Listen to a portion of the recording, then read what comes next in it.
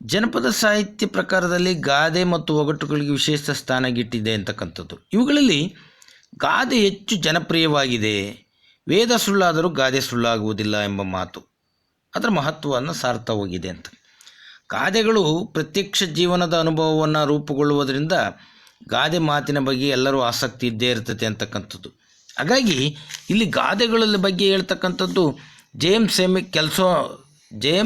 A ಕೆಲ್ಸೋ ಅವರು ಸಂಕ್ಷಿಪ್ತತೆ, ಸಾರಗ್ರಾಹ್ಯತೆ, ತೀಕ್ಷ್ಣತೆ ಮತ್ತು ಜನಪ್ರಿಯತೆ ಎಂಬ 4 ಗಾದೆಯ ಪ್ರಮುಖ ಲಕ್ಷಣಗಳನ್ನು ಅವರು ಕುರಿತು ಹೇಳ್ತಾರೆ. R.C. ಟ್ರೆಂಡ್ ಎಂಬ ವಿದ್ವಾಂಸ ಗಾದೆ ಮತ್ತು ಅದರ ಪಾಠಗಳನ್ನು ಅವನು ಗ್ರಂಥದಲ್ಲಿ ಅವನು ಹೇಳ್ತಾ ಹೋಗ್ತಾನೆ. ಹಾಗಾಗಿ ಕನ್ನಡದ ಅನೇಕ ವಿದ್ವಾಂಸರು ಗಾದೆಗಳ ಬಗ್ಗೆ ಅವರು ವಿಚಾರಗಳನ್ನು ಮಾಡ್ತಾ ಬಂದಿದ್ದಾರೆ. ಅದರ ಜೊತೆಗೆ ಈ ಗಾದೆಗಳು ಬದುಕಿನ ಸಂದರ್ಭದಲ್ಲಿ ಹುಟ್ಟು ಪಡೆದಿರುವುದರಿಂದ ಅವುಗಳು ಸಮಸ್ತ ಜೀವನಾನುಭವವನ್ನು ಹೆಪ್ಪುಗಟ್ಟಿವೆ ಅಂತಕ್ಕಂಥದ್ದು. ಹಾಗಾಗಿ ಜೀವನಾನುಭವದೇ ಮುಖ್ಯವಾಗಿದೆ ಗಾದೆಗಳೇನೆಂದರೆ ಕೆಲವನ್ನು ನಾನು ನೆನಪಿಸ್ತಾ ಹೋಗ್ತೀನಿ. ಕುಣಿಯಕ್ಕೆ ಬರದಾಕಿ ನೆಲ ಸೊಟ್ಟೈತಿ ಅಂದಂತೆ. ಕುಣಿಯಕ್ಕೆ ಬರದಾಕಿ ನೆಲ ಸೊಟ್ಟೈತಿ ಅಂದಂತೆ. ಅಂದರೆ ತಾವು ಮಾಡಲು ಸಾಧ್ಯವಾಗದಿದ್ದಾಗ ಅದನ್ನು ಬೇರೊಬ್ಬರ ಮೇಲೆ ತಪ್ಪು ಹೊರಿಸಿ ಮಾತಾಡುವುದುಂಟು. ಈ ಗಾದೆ ನರ್ತಕಿಯೊಬ್ಬಳ ಅನರ್ಹತೆಯನ್ನು ಎತ್ತಿ ತೋರುವುದಾದರೂ ಇದು ಬದುಕಿನ ಇತರ ಸಂದರ್ಭಗಳಿಗೂ ಅನ್ವಯವಾಗುವಂತಿದೆ. ಅವಕಾಶಗಳು ದೊರೆತಾಗ ಅವುಗಳನ್ನು ಸರಿಯಾಗಿ ಉಪಯೋಗ ಮಾಡಿಕೊಳ್ಬೇಕು. ಮಾತ್ರ ಅಲ್ಲದೆ ವಿವೇಕ ಮತ್ತು ಜಾಣ್ಮೆಗಳನ್ನು ಕೂಡ ಉಪಯೋಗಿಸಬೇಕು. ಅಂಥ ಸಂದರ್ಭದಲ್ಲಿ ಪರಿಸ್ಥಿತಿಯನ್ನು ಎದುರಿಸಿ ಯಶಸ್ವಿಯಾಗಬೇಕೆಂಬುದನ್ನು ಈ ಗಾದೆ ವಿವರಿಸ್ತಾ ಹೋಗುತ್ತೆ. ಇದರಲ್ಲಿ ಹೆಣ್ಣು ಲಕ್ಷಿತಳಾಗಿದ್ದರೂ ಗಂಡಿಗೂ ಅದು ಅನ್ವಯವಾಗಬಹುದು ಅಂತಕ್ಕಂಥದ್ದು. ಇನ್ನೊಂದು ಗಾದೆ ಮಾತ್ಲೇಸು ಸೆಟ್ಟಯ್ಯ ಬಳ್ಳ ಕಿರಿದು. ಮಾತ್ಲೇಸು ಸೆಟ್ಟಯ್ಯ ಬಳ್ಳ ಕಿರಿದು. ಇದು ಜಿಪುಣತನವನ್ನು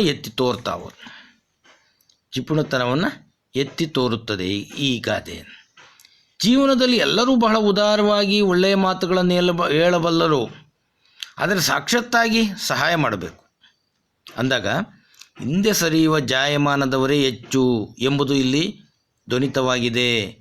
ಶೆಟ್ರು, ವ್ಯಾಪಾರಿಗಳು ಮಾತಿನಲ್ಲಿ ಎಷ್ಟು ಸಹಾಯ ಮಾಡ್ತೇವೆ ಎನ್ನಬಹುದು, ಆದರೆ ಲಾಭ ಗಳಿಕೆಯೆಂದೇ ಅವರ ಉದ್ದೇಶವಾದ್ದರಿಂದ ಅವರ ಮಾಪನ ಬಳ್ಳ ಇದೆಯಲ್ಲ ಕಿರಿದಾಗಿರುತ್ತದೆ ಎಂಬುದು ಇಲ್ಲಿ ಸೂಚಿತವಾಗುತ್ತದೆ. ಅದರಿಂದ ಮಾತ್ಲೇಸು ಸೆಟ್ಟೈನ್ ಬಳ್ಳ ಕಿರಿದು ಅಂತಾರೆ. ಬಲ್ಲಿದರು ಅಗೆವು ತೆಗೆಯೋ ಹೊತ್ತಿಗೆ ಬಡವರ ಪ್ರಾಣ ಓದಿತು. ಬಲ್ಲಿದರು ಅಗೆವು ತೆಗೆಯೋ ಹೊತ್ತಿಗೆ ಬಡವರ ಪ್ರಾಣ ಹೋಯಿತು ಅಂತ. ಬಲ್ಲಿಗರು ಅಗೆವು ತೆಗೆಯೋ ಹೊತ್ತಿಗೆ ಬಡವರ ಪ್ರಾಣ ಹೊರಟೋಗ್ಬಿಡುತ್ತೆ ಅಂತ. ಬಲ್ಲಿದರು ಅಂದರೆ ಶ್ರೀಮಂತರು ಅಂತ ಅರ್ಥ. ಶ್ರೀಮಂತರು ತಮ್ಮ ಅಗೆವು ಧಾನ್ಯ ಸಂಗ್ರಹಿಸಿರ್ತಕ್ಕಂಥ ಸ್ಥಳದಲ್ಲಿ ಹೆಚ್ಚಿನ ಧಾನ್ಯಗಳನ್ನು ಸಂಗ್ರಹಿಸಿಟ್ಟಿರ್ತಾರೆ ಅವರು. ಬಡವರು ತಮಗೆ ಕಷ್ಟ ಬಂದಾಗ ಶ್ರೀಮಂತರ ಹತ್ರ ಸಹಾಯಕ್ಕೆ ಹೋದರೆ ಅವ್ರು ತಕ್ಷಣ ಸಹಾಯ ಮಾಡಲು ಮುಂದಾಗೋದಿಲ್ಲ ಅಂತಕ್ಕಂಥದ್ದು ಈ ಗಾದೆ ಹೇಳ್ತಾ ಹೋಗುತ್ತೆ ಅಂತಕ್ಕಂಥದ್ದು. ಈಗ ಅನೇಕ ಗಾದೆಗಳಿದ್ದಾವೆ. ಮಾತು ಬಲ್ಲವನಿಗೆ ಜಗಳವಿಲ್ಲ, ಊಟ ಬಲ್ಲವನಿಗೆ ರೋಗವಿಲ್ಲ, ಅಕ್ಕ ಇದ್ದರೆ ಭಾವ, ರೊಕ್ಕ ಇದ್ದರೆ ಸೂಳೆ, ಇದ್ದದ್ದಿದ್ದಂಗೆ ಹೇಳಿದರೆ ಸಿದ್ದಪ್ಪಂಗೆ ಸಿಟ್ಟು ಬಂತು, ಉತ್ತರ ಪೌರುಷ ಒಲೆ ಮುಂದೆ, ಅತ್ತೆ ಮೇಲಿನ ಕೋಪ ಕೊತ್ತಿ ಮೇಲೆ. ಹೀಗೆ ಗಾದೆಗಳಲ್ಲಿ ಬಹುಮುಖ್ಯವಾದ ಮಾತುಗಳು, ಆ ಮಾತಿನ ಖಚಿತ ಪದಗಳು ಇದೆಲ್ಲವೂ ಕೂಡ ಮುಖ್ಯವಾಗ್ತಾ ಹೋಗುತ್ತೆ. ಅದರಿಂದ ಎಲ್ಲವೂ ಬಹಳ ವಿಭಿನ್ನವಾದ ನೆಲೆಯಲ್ಲಿ ಈ ಗಾದೆಗಳು ಹಾಸುಹೊಕ್ಕಾಗಿದ್ದಾವೆ ಅಂತಕ್ಕಂಥದ್ದನ್ನ ಗಮನಿಸ್ತಾ ಹೋಗ್ಬೋದು.